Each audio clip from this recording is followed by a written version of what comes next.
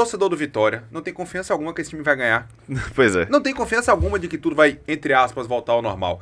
A minha grande dúvida, e talvez um grande risco, Léo, para essa possível demissão de Carpini, e que é justo, tá?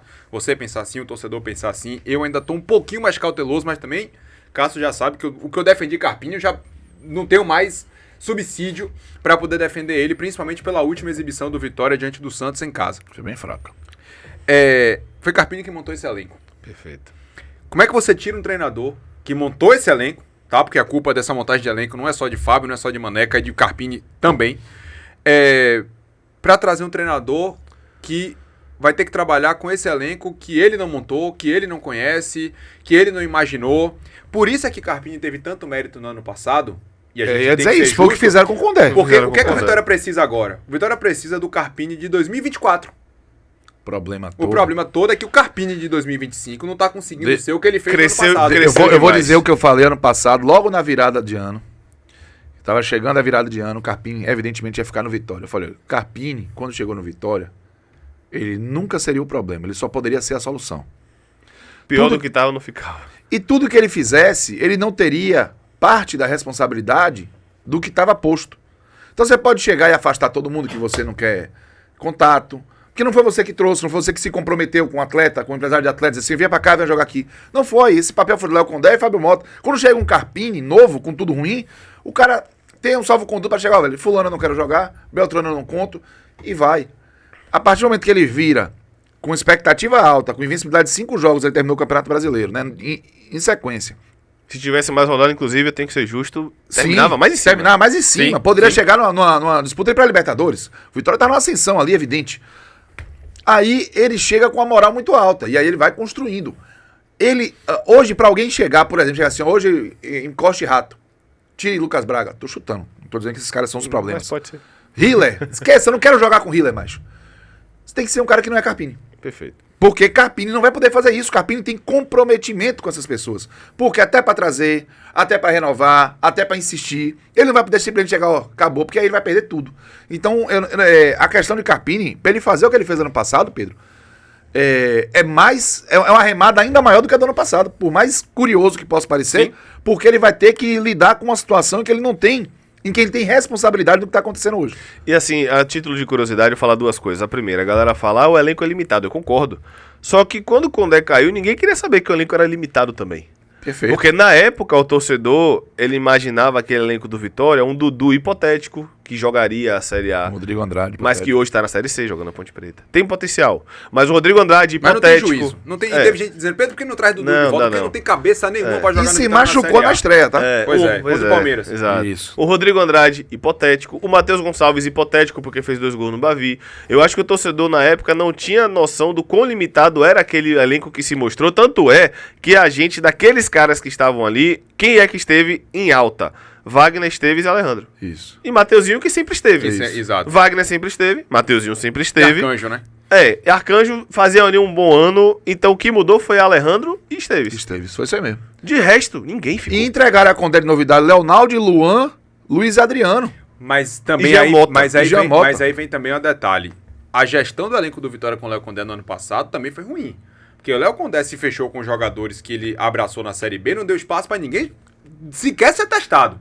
Mas quem não teve espaço? Quando o Carpini chega, que os jogadores que tinham sido contratados é que começam a ganhar alguma oportunidade de sequência. E quem mostrou que poderia ficar? Jean Mota, quando chegou, a gente falou. Jean Mota não conseguiu fazer jogo nos Leonardo, Estados Unidos. não. Leonardo também não vinha numa boa. Luan, o próprio Começou São bem. Paulo já não tava naquela, porque o cara não conseguia se manter em Luan tá forma. encostado no São Paulo, bicho. Luiz Adriano, velho, todo mundo sabia que a chance de dar certo era menor que 5%.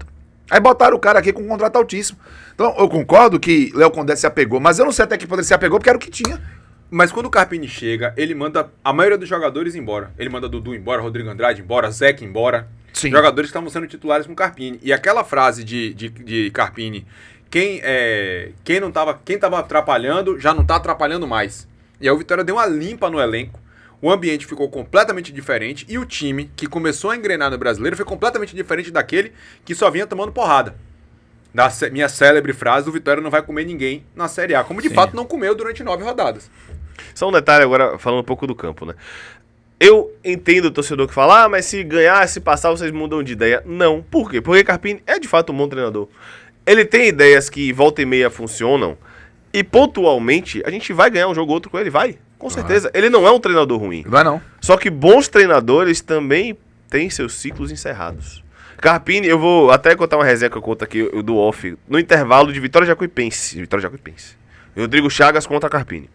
Campeonato Baiano. Tava aí, Ítalo Dorena, um abraço pra Ítalo e Thiago, se eu não me engano, comentaram no intervalo do canto. Eu chamei Paulo, que tá na lista, trabalha comigo. Falei, Sim. Paulo, estou preocupado. Ele, o que foi? Eu falei, ó, eu espero que isso aqui seja um ponto fora da curva. Porque Rodrigo Chagas está fazendo 3-2, 4-3 do nosso lado o jogo todo.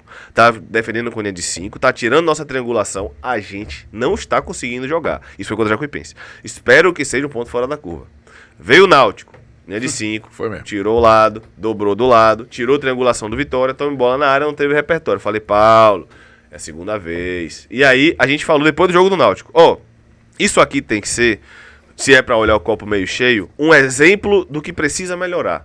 O que o Náutico fez, aproveitando entrelinhas, aproveitando nossa transição defensiva, nossa bola parada defensiva, que é tenebrosa, inclusive no jogo contra o Náutico, antes do segundo gol, eles já deveriam ter feito o segundo gol, porque o lance é rigorosamente rigorosamente igual. A gente falou, ó, isso aqui tem que servir de exemplo para o que a gente precisa melhorar. Quando dobra o lado do Vitória, com equipes um pouco melhores, a gente não consegue jogar. E a gente vai pro dia 25 de maio, contra o Santos. É aí que o treinador fala, não, de fato, minha equipe, o Kleber, na coletiva, minha equipe realmente é uma equipe... Ele falou aquilo?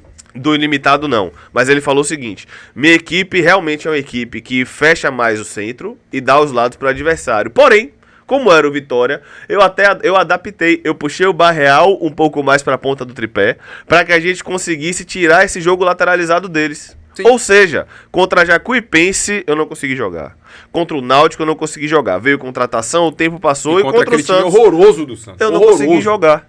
Então, chegam num ponto que pra mim, quando os adversários não conseguem tirar o lado do Vitória, a gente consegue jogar. A bola parada ofensiva melhorou, isso é um fato, eu tenho que ser justo. Mas, quando tira o lado do Vitória, o que é que sobra? Não tem nada, o Vitória Qual não é, consegue qual é o jogar recurso? Qual é, centralizado. Triangulação, bola na área, triangulação, bola na área. O Bahia cruza antes da área, bola na área, cruzamento. Então, assim, pra mim, o que acontece com o Carpini, por que é que eu demitiria? Porque eu concordo que a gente tem condições de eventualmente chegar a um jogo e ganhar um jogo ou outro. Beleza, tudo bem.